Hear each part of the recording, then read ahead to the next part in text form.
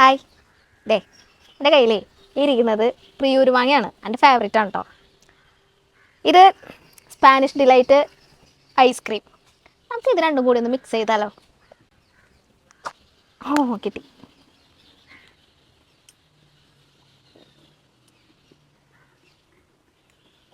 Just കുറച്ച് മതി, നോക്കി നോക്കാം.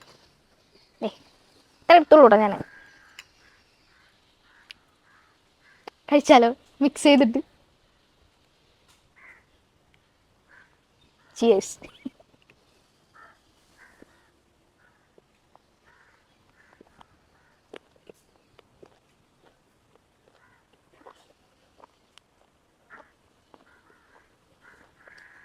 മാങ്ങയ്ക്ക് ചെറിയൊരു പുളിപ്പുണ്ട്.